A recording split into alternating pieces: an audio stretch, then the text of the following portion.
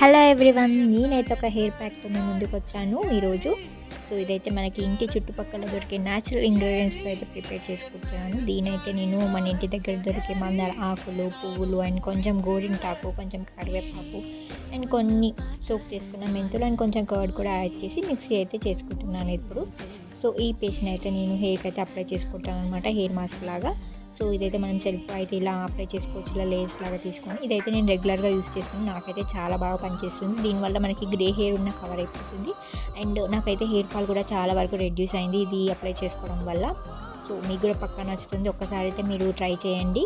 So ఇదైతే natural, so ఎలాంటి chemicals ఉండవు, చాలా మంచిది. ఒక్కసారి అయితే మీరు ట్రై చేయండి. ఈ వీడియో కనుక మీకు నచ్చినట్లయితే ప్లీజ్ లైక్ చేయండి, సబ్స్క్రైబ్ చేసుకొని వెళ్ళండి. Thank you.